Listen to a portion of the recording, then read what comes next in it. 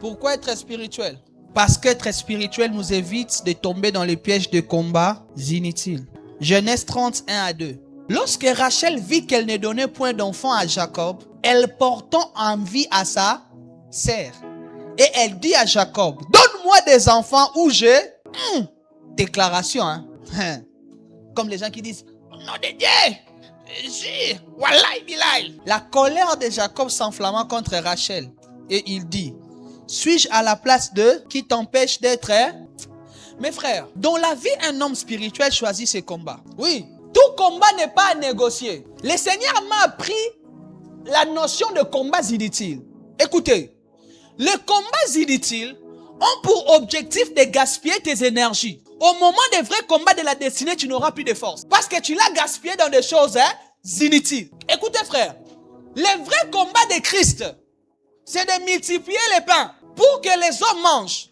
Ainsi, un combat inutile viendra dans le désert. Le diable lui dira, si tu es fils de Dieu, change ces pierres en pain. En fait, si Christ fait ça, il gaspille l'onction de multiplication. Or, si tu changes les pierres en pain dans le désert, ça n'édifie pas. Mais quand tu garderas l'onction, ça va bénir une multitude. Il y a des combats inutiles. Écoutez, quand tu vois Saül s'élever contre toi, David, tu dois dire, je ne toucherai pas au roi de l'Éternel. Dieu l'a déjà rejeté. Écoutez, dans la vie, il y a des Goliaths à affronter et des Saül à éviter. Saül, Dieu s'en charge. Goliath, c'est un combat de destinée. Écoutez, tout combat n'amène pas à la destinée. C'est ainsi que le même David qui fait affronter Goliath. Lorsqu'il voit Saül, il dit, c'est lui là. Je ne toucherai pas le roi de l'Éternel. Dieu va s'en occuper. Et il y a quelqu'un dans la Bible qui est tombé dans le combat inutile. Il s'appelle Rachel.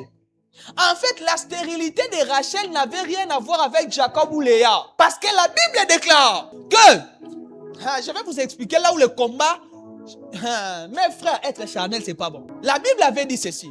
L'Éternel avait vu que Rachel n'était pas aimée. Il les rendit stériles et il rendit Léa quoi? La stérilité de Rachel, c'était l'équilibre de Dieu. Quand on présente Rachel, on les présente avec des qualités de la vie. Belle de taille et belle de... Mais quand on parle de Léa, on dit qu'elle avait des yeux délicats. En fait, la grâce vient rééquilibrer les équilibres de la vie. Je peux vous dire quelque chose. En fait, il y a certains à qui Dieu a donné l'intelligence. D'autres, il a donné la sagesse. Il y a des autres, écoutez, il y a des autres, ce que Dieu lui donne aujourd'hui. Dans son enfance, il n'a jamais eu ça. Dieu les rééquilibre. Maintenant, toi, ça te fait mal. En fait, Dieu est en train de consoler ses blessures passées. La fécondité de Léa est une consolation divine. Est-ce que quelqu'un me comprend? Maintenant, Rachel, au lieu d'aller dans la présence de Dieu, est-ce que vous savez, je vais même aller loin. Vous savez que Rachel était le choix de Jacob, mais Léa était le choix de Dieu. Regardez les enfants qu'il donne naissance. C'est que Léa donne naissance à qui? Il donne naissance à Juda et à Lévi. Il donne naissance à la sacrificature et à la royauté. Christ est sacrificateur et roi. La descendance de Léa donne naissance à Jésus. C'est que dans la vie, il y a nos choix et il y a le choix de Dieu. Rachel était le choix de Jacob parce qu'il aimait la beauté. Mais Léa était le choix de Dieu parce qu'il visait les salis de l'humanité. Et qu'est-ce qui se passe? Dans cette histoire-là, Rachel était tellement charnelle qu'elle commence à porter envie à sa sœur. Écoutez, la chair amène à des combats inutiles. Il vient, il porte envie, il dit à Jacob, donne-moi un enfant, sinon j'ai... Maman, arrête de faire pression à ton mari. Ton mari n'est pas obligé de t'acheter Range Rover, maman. Tu vas lui faire voler. Ton mari n'est pas obligé de t'amener tous les jours au restaurant. Maman, mangez la pâte à la maison. Oh non. Et on leur donne des cadeaux. Tu connais le salaire du mari de celui qui donne des cadeaux? Toi, tu n'as pas pitié de 150 000 francs que ton mari gagne. Hein? Tu es Rachel. Arrêtez de faire pression, Jean. Donne-moi un enfant, sinon je fais quoi? Je meurs. Ok. Je suis Dieu pour te donner des enfants. Parce qu'elle n'a jamais demandé à Dieu pourquoi je suis stérile. Elle n'a jamais voulu savoir la vraie raison spirituelle de sa stérilité. Et vous savez, parce que Rachel était charnelle. Que je vous montre les signes de la chair de Rachel. Léa, dont on avait dit qu'ils avaient des villages délicats, non? Quand ils sortent d'une maison de son père, elle sort normalement. Hein? Mais Rachel vole les téraphimes de son père. Elle apporte l'idolâtrie. Regardez maintenant après.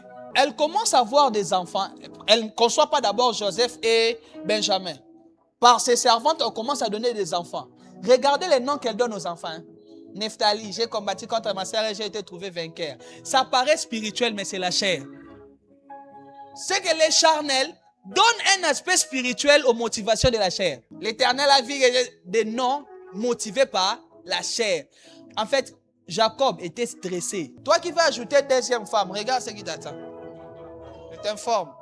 Va consulter ton grand-père Jacob. Mais toi là qui a, oh non, nous on est africains, on est polygame. Attends, tu verras. Tu vas mourir avant là. Tu auras des cheveux pleins de rides à 40 ans. Alors regardez la suite. Je vais vous dire qu'elle était charnelle. Elle entre dans ce combat inutile. Et vous savez, qu'est-ce qui l'a tué à la fin, la maternité? C'est en allant donner naissance qu'elle est morte. Après avoir donné naissance à Benjamin, la Bible déclare qu'elle soupira et elle, parce qu'elle voulait les enfants dans la chair, les enfants l'ont tuée. Tellement qu'elle voulait concevoir charnellement. Écoutez, les combats de la chair tuent. Ce qu'on veut obtenir par la chair finit par nous enterrer. Elle voulait les enfants et la maternité l'a tuée. Rachel est morte avant Léa. Vous voyez, hein? Tu vois les choses que tu cherches là, ça va te tuer. Tu vois les ministères là que tu veux forcer, ça va te tuer. Tu vois la relation là que tu sens que c'est une relation toxique. Mais un combat, ça va te tuer. La maternité l'a tué. Parce qu'elle voulait ça par la chair. Écoutez mes frères, quand vous voulez certaines choses au prix de tout, Dieu vous les donnera mais ça vous emportera. Il arrive une saison où Israël veut tellement manger. Il commence à dire à Dieu, non, nous on est sortis d'Égypte. Là-bas on mangeait des concombres. Là-bas on mangeait des céleri. Ici il appelle les... Dieu a dit à Moïse, ils ont encore murmuré. Dieu dit, venez, rassemblez les enfants d'Israël. Je vous donnerai de la viande. Non pas pour un jour. Pendant un mois, vous les mangerez matin, midi, soir. Là, ils en ont mangé tel que c'est leur est sorti des narines. Ils ont demandé pardon. Que Dieu te donne des choses qui vont te troubler. Là, Dieu les a donné ça tellement que ça leur est sorti par les narines. Dieu les a fait... Ah, vous voulez la viande, vous allez prendre la kir. Ils sont en l'air, oh Dieu pardonne. Ne soyez pas charnels. Vous allez entrer dans des combats qui vont vous emporter. Écoutez, dans le combat de la chair, Dieu n'est pas ta couverture. C'est ainsi que tu as l'impression que tu pries beaucoup, Dieu ne dit rien. Dieu n'est pas dans ces combats-là. Arrête. Oh non, moi on me maltraite et tout ça. Moi même pas. Seigneur, venge mes ennemis. Tu as l'impression que plus que tu pries, plus ça devient compliqué. En fait, tu es impoli. C'est ainsi qu'on te cherche du boulot. C'est pas qu'on t'aime pas. Seigneur, pourquoi me cherche du boulot? Deviens poli. Des combats de la chair, des combats inutiles, des combats qui emportent. Oh non, moi, on ne me laisse pas la place dans cette église-là et tout ça là. Moi déjà, dès que tu attends ça, tu es dans la liste noire, c'est fini, tu es parti. On appelle ça l'américaine. Tu es mort dans le silence. Écoutez, tout celui qui sait prêcher fuit la prédication. Tous ceux qui cherchent cette affaire n'en connaissent pas les vrais prix.